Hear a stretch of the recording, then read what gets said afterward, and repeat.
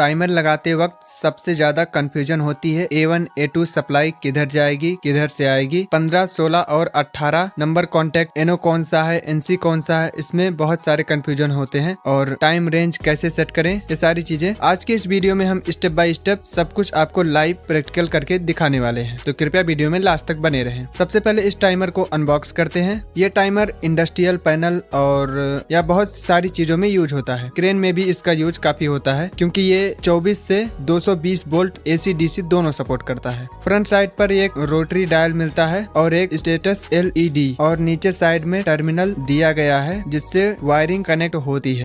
तो चलिए हम इसका डायग्राम देख लेते हैं। सबसे पहले हमारा आता है A1 A2। A1 में हमको फेज देना रहता है और A2 में हमको न्यूट्रल देना रहता है। 15 नंबर हमारा कॉमन है एक सेट का, मतलब पहला सेट जो है हमारा 15, 16, 18 ये तीनों एक सेट है और जो दूसरा सेट है 25, 26, 28 ये दूसरा सेट है। 15 नंबर आपका कॉमन है जिसमें आपको फेज सप्लाई देना है। जैसे ही टाइमर शुरू होगा आपको 16 नंबर में सप्लाई मिलती रहेगी। जैसे अगर आपने 10 सेकंड का टाइम सेट किया है और 15 नंबर में फेज सप्लाई दी है, तो जैसे ही टाइमर शुरू होगा 16 नंबर में आउटपुट मिलता रहेगा 10 सेकंड तक, क्योंकि आपने 10 सेकंड का टाइमर सेट करके रखा है तो 10 सेकंड तक सप्लाई मिलता रहेगा। जैसे ही 10 सेकंड पूरा हुआ आपको फिर 18 नंबर में सप्लाई मिलेगी। ये 16 नंबर NC है, 18 नंबर NO है। ये पहला सेट हो गया। दूसरा सेट में भी यही है। 25 नंबर आपका कॉमन है, 26 नंबर NC है, 28 नंबर NO है। पावर सप्लाई के बारे में बता देते हैं। 24 से 220 वोल्ट AC 50-60 हर्ट्ज, मतलब आप इसको 24 से 220 AC के बीच में कोई भी वोल्टेज देंगे ये ऑपरेट होगा। और दूसरा इसमें देख सकते हैं, इसमें 24 से 220 वोल्ट DC ये भी है। अगर 24 से 220 वोल्ट DC देंगे तो भी ये ऑपरेट होगा। वोल्टेज का टॉलरेंस मतलब जैसे कि कितना प्लस माइनस होगा, 10% आपका वोल्टेज प्लस माइनस होगा तो चलेगा। AC अप्रॉक्स 5 भी है, DC अप्रॉक्स।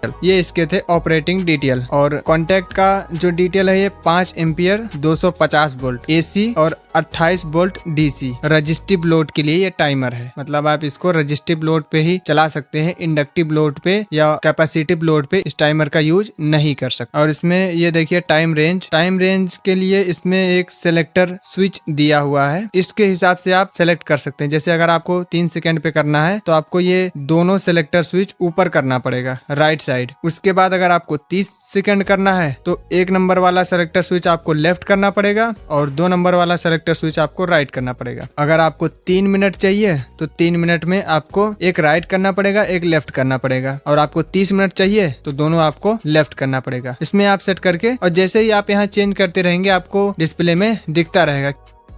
A2 टर्मिनल पर 220 वोल्ट AC सप्लाई हम कनेक्ट कर लेते हैं। तो जैसे ही हम ये सप्लाई कनेक्ट करते हैं टाइमर के सर्किट एक्टिवेट होते हैं और फ्रंट साइड में इंडिकेटर ऑन हो जाता है। अब मैंने इस टाइमर को एक बल्ब से कनेक्ट किया है। जैसे ही हम इसमें सप्लाई देते हैं इसका इंडिकेटर ऑन हो जाता है और जब सप्लाई डिस्कनेक्ट करेंगे तो इंडिकेटर ऑफ हो जाता है। अब मैं आपको दूसरी वायरिंग दिखाता हूँ। जैसे ही हम इस टाइमर को सप्लाई देते हैं तो इसका स्टेटस इंडिकेटर ऑन हो जाता है, लेकिन ये बल्ब नहीं ऑन होगा क्योंकि हमने इसको NO कॉन्टेक्ट से कनेक्ट किया है। मतलब जितना टाइमिंग आपने इसमें सेट किया है जब वो टाइम पूरा हो जाएगा तब आपका बल्ब ऑन होगा। पहले केस में हमने देखा कि जैसे ही हम टाइमर को सप्लाई देते हैं हमारा बल्ब ग्लो कर देता है क्योंकि हमने उसको NC कॉन्टेक्ट से कनेक्ट किया था। और अभी देखिए ये NO कॉन्टेक्ट से कनेक्ट है, मतलब जब टाइमिंग पूरी होगी उसके बाद ही इसमें सप्लाई आएगी। और जब हम टाइमर के सप्लाई को डिस्कनेक्ट कर देंगे तो इसकी भी सप्लाई डिस्कनेक्ट हो जाएगी। तो अब चलिए हम टाइमर को